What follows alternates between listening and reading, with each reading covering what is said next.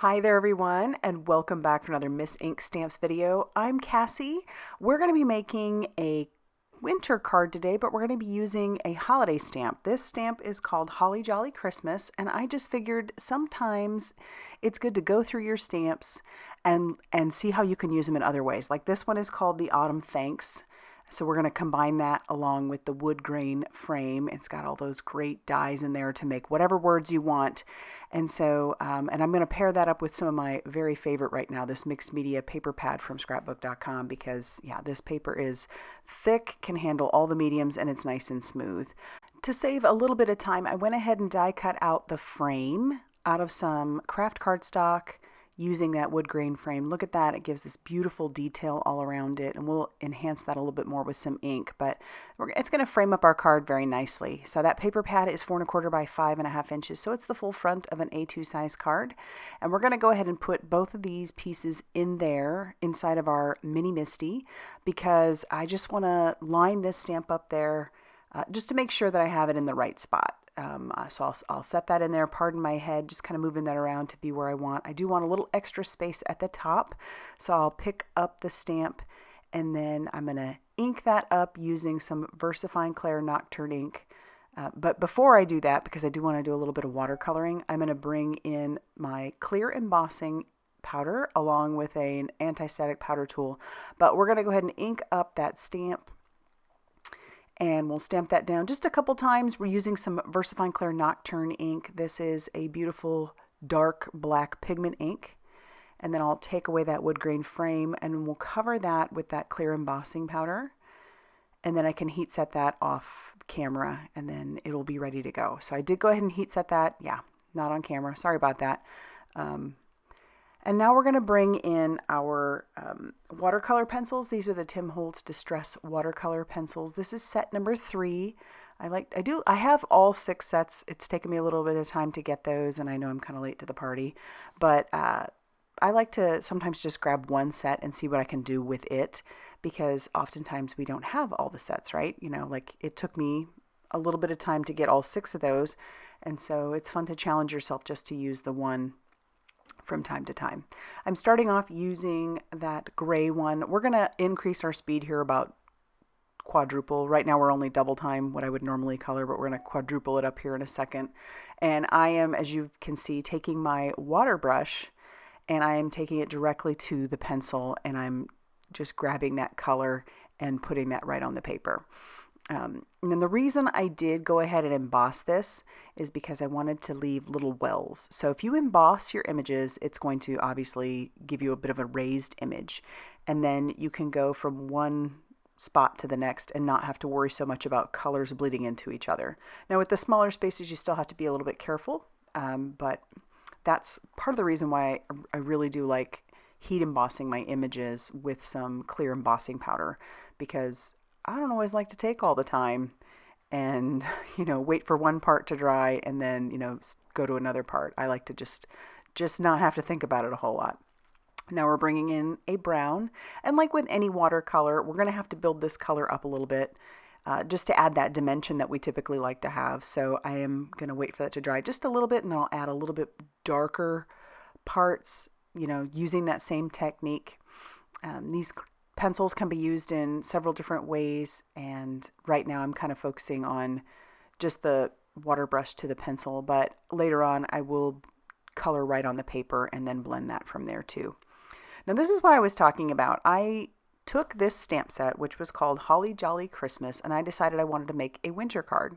Now not all berries in the winter are red. They're not all holly berries, so I decided to make mine blue to kind of go along with my winter theme. There are purple ones, there are white ones, I think. I kind of looked it up, just went to Pinterest and kind of checked it out. But this is just a fun way to add a little more life to a stamp set. Whereas, you might have used a stamp like this, or this stamp in particular, to make a ton of your Christmas cards, but you can also use it to make winter cards. I think that's fun. So we've got our blueberries, so it's not so Christmas. If I had done these red, it would definitely scream Christmas, but I did them blue. And then we're just, we'll color the rest of it the same way. And I'm not going to use the sentiment, because you can see off to the side it says, wishing you a holly jolly Christmas. Clearly we're not going to use that because I want this to be a winter card. Now that's what I'm doing right here is what I was talking about earlier, just bringing that crayon or the pencil right to the paper, and then I can blend that out using my water brush, and then I'll go right back into the pencil and I'll grab some of that color. You can take these pencils and do it on dry paper. You can also do it on wet paper, and it gives a different effect as well. Now we'll color up our little houses and trying to be real careful not to go outside the lines too much.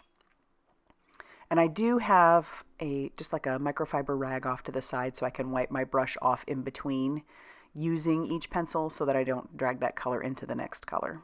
And we're just about done here. Now that we are, I'm gonna bring in some blending brushes along with some ink. This ink is some Weeping Willow by Simon Hurley Create.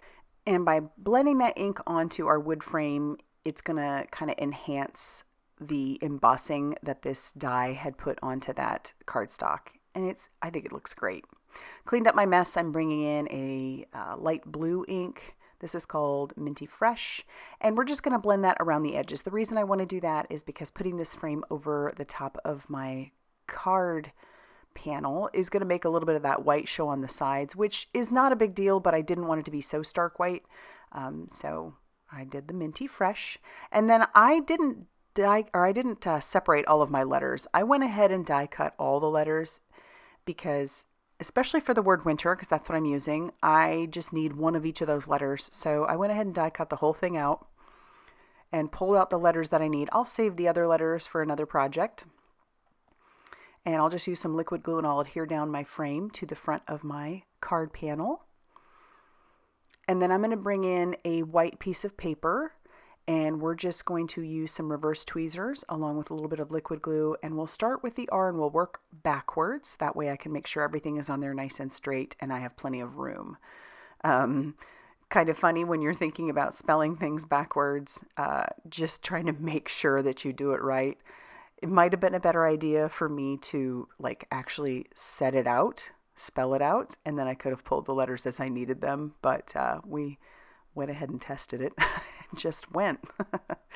Thankfully I spelled it correctly. So yeah, and that's the fun thing about these die sets. Again, that's the wood grain frame, is that you can spell out any words you want and put those on top of your cards. And so bringing in winter, obviously we've made this scene just winter. It's not holiday anymore.